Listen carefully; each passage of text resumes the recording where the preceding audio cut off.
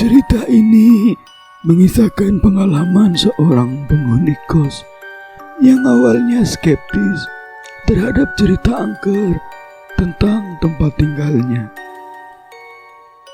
Sudah lama aku mendengar cerita bahwa kos-kosan tempatku tinggal memiliki reputasi menyeramkan. Namun, sebagai orang yang skeptis terhadap hal-hal gaib, aku selalu menganggap cerita itu hanyalah bumbu untuk membuat suasana semakin hidup. Tapi semuanya berubah ketika aku mengalami kejadian aneh sendiri. Kosku terletak di sebuah gang sempit yang jarang dilewati orang, terutama malam hari. Bangunannya tua, dengan tembok yang mulai retak dan cat yang mengelupas di beberapa bagian. Ada 7 kamar kos di sini, tetapi hanya 4 yang dihuni. Sisanya kosong karena penghuni sebelumnya entah pindah mendadak atau tak pernah kembali. Suatu malam, aku pulang lebih larut dari biasanya karena harus menyelesaikan pekerjaan di kantor. Saat itu sudah hampir tengah malam. Ketika aku melewati lorong kos yang panjang dan redup, bulu kuduku tiba-tiba berdiri. Entah kenapa, aku merasa seperti sedang diawasi. Aku mempercepat langkahku menuju kamar nomor 4. Kamarku. Setelah masuk ke kamar, aku langsung mengunci pintu dan menyalakan lampu. Aku merasa lega, meskipun rasa tak nyaman masih menyelimuti. Aku mencoba mengabaikan dan mulai mengganti baju untuk tidur. Namun, baru saja aku merebahkan diri di kasur, terdengar suara ketukan pelan di pintu.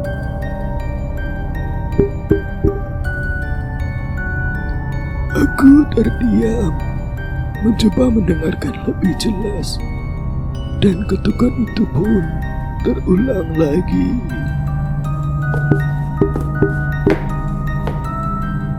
"Siapa di luar?" tanyaku dengan suaraku yang bergetar.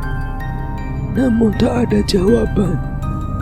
Aku pun mengintip melalui lubang kecil di pintu, tapi lorong pun kosong. Aku membuka pintu perlahan, memastikan tidak ada siapapun. Tapi anehnya, udara di luar terasa lebih dingin daripada biasanya. Aku segera menutup pintu kembali, sedikit bingung, namun mencoba untuk tidak berpikir yang macam-macam. Sekitar setengah jam kemudian, saat aku hampir terlelap tidur, suara itu terdengar lagi, dan kali ini lebih keras.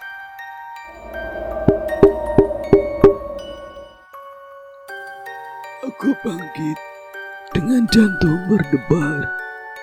Aku pun mengintip lagi, tetapi tetap tidak ada siapapun. Ketika aku berbalik untuk kembali ke kasur, suara langkah kaki terdengar dari atas plafon kamarku. Seperti seseorang sedang berjalan mondar-mandir di atas sana. Padahal, setauku, kos ini hanya 1 lantai. Astaga, ini tidak mungkin. Gumamku sambil memegang dadaku yang berdebar kencang. Aku mencoba menghubungi salah satu penghuni kos, namanya Rini, yang kamarnya di seberang lorong. Setelah beberapa kali dering, akhirnya dia pun mengangkat. "Halo, Suaranya terdengar lemah. Mungkin dia baru bangun. Rin, apa kamu dengar suara aneh enggak? Dari plafon atau lorong? Tanyaku cepat. Suara apa sih? Aku nggak dengar apa-apa. Jawabnya dengan nada bingung. Kau kenapa, Yan? Enggak apa-apa. Maaf kalau ganggu. Tanyaku sambil menutup telepon.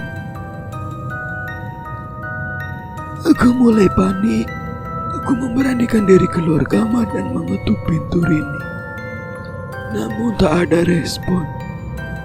Lampu kamarnya menyala dari celah pintu, tapi dia tidak membukanya. Aku merasa sesuatu mulai tak beres. Tiba-tiba terdengar suara tawa pelan melengking, seperti suara anak kecil. Suaranya berasal dari ujung lorong, dekat kamar yang sudah lama kosong. Perlahan-lahan, pintu kamar itu terbuka sedikit. Meskipun aku yakin kamar itu selalu terkunci.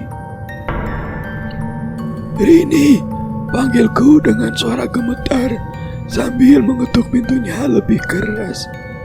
Buka pintunya, tolong. Tawa itu semakin jelas. Aku menoleh ke ujung lorong dan melihat bayangan kecil berlari masuk ke kamar kosong itu. Tubuhku pun membeku, kakiku seperti menancap ke lantai. Aku langsung berlari ke kamarku dan mengunci pintu rapat-rapat.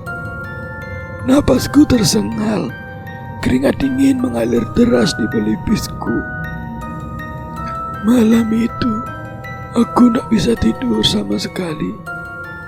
Aku terus mendengar langkah kaki, suara tawa, dan ketukan di pintu yang tak kunjung berhenti. Baru saat pagi menjelang, semuanya menjadi hening. Keesokan harinya, aku memutuskan untuk mencari tahu lebih jauh tentang kos ini. Aku pun pergi ke warung kopi kecil di ujung gang, tempat warga sekitar sering berkumpul. Sambil menyeruput kopi panas, aku memberanikan diri bertanya pada pemilik warung, namanya Pak Budi. Pak, kos di gang itu memang terkenal angker apa ya? Tanyaku mencoba terdengar santai. Pak Budi mendongak. Oh, di ujung. Memang sudah lama banyak cerita. Dulu ada tragedi di sana, katanya sambil mengusap janggutnya. Tragedi apa, Pak? Tanyaku penasaran. Katanya ada seorang ibu dan anak kecil yang tinggal di sana. Anak itu sering main di tangga kayu di lorong, sampai akhirnya jatuh dan meninggal di tempat. Sejak itu banyak yang diganggu. Saya dengar ada yang sering dengar suara tawa ataupun melihat bayangan kecil. Aku pun menelan ludah. Cerita itu sama persis seperti yang dikatakan ibu kos. Malam berikutnya, aku masih tinggal di kos itu karena belum menemukan tempat lain untuk pindah. Kali ini aku memutuskan untuk berjaga semalaman. Aku menyalakan semua lampu di kamar, membawa batangan kayu sebagai alat perlindungan, dan berusaha tetap terjaga. Namun, sekitar jam 2 pagi, tiba-tiba lampu di kamar berkedip-kedip, lalu mati. Aku mencengkeram kayu erat-erat, keringat dingin mulai mengalir. Dalam gelap, aku mendengar langkah kaki mendekati dari luar pintu. Ketukan itu terdengar lebih berat dan perlahan. Aku menahan nafas. Tiba-tiba suara itu berhenti, digantikan dengan suara gesekan seperti kuku di pintu.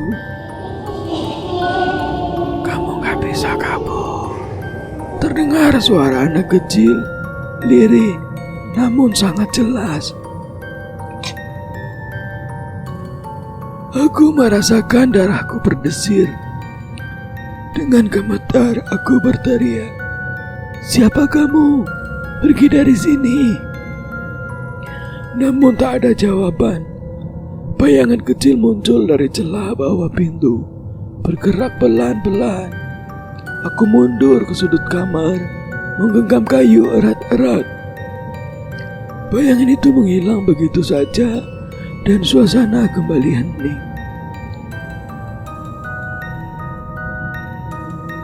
Ketika pagi datang, aku merasa gak sanggup lagi. Aku menemui ibu kos untuk meminta penjelasan lebih lanjut. Namun, alih-alih memberikan jawaban, raut wajah ibu kos berubah pucat saat aku menceritakan kejadian semalam itu. Saya sudah bilang, jangan hiraukan suara-suara aneh. Semakin kamu memberi perhatian, mereka semakin senang, ucapnya dengan nada serius. Aku memutuskan untuk mencari pendapat seorang paranormal yang direkomendasikan oleh Pak Budi. Ketika paranormal itu datang ke kos, dia segera memasang wajah tegang begitu memasuki lorong.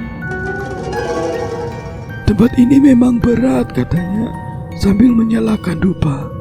Ada yang belum selesai di sini. Ibu dan anak yang meninggal di sini merasa rumah mereka terganggu oleh kehadiran kalian. Kami melakukan ritual sederhana di lorong, berharap bisa meredakan gangguan. Namun, malam itu gangguan semakin menjadi-jadi. Suara langkah kaki tak hanya di plafon, tetapi juga di dalam kamarku. Aku merasa ada sesuatu yang duduk di ujung kasurku. Ketika aku menoleh, bayangan hitam besar terlihat berdiri di pojok ruangan. Aku langsung lari keluar kamar dan mengetuk kamar ini. Kali ini dia membukakan pintu dengan wajah pucat basi. Aku mendengar semuanya. Katanya gemetar, "Kita harus pergi dari sini." Kami memutuskan untuk pindah keesokan harinya. Sebelum meninggalkan kos, aku sempat melihat ke arah kamar kosong di ujung lorong. Pintu kamar itu terbuka lebar, dan samar-samar aku mendengar suara anak kecil memanggil, "Ayo, main lagi." Sampai sekarang, aku masih sering terbangun di malam hari dengan suara tawa anak kecil terngiang di telingaku. Pengalaman ini meninggalkan bekas yang sulit dilupakan. Seolah-olah aku masih diawasi, bahkan setelah aku meninggalkan kos angker itu.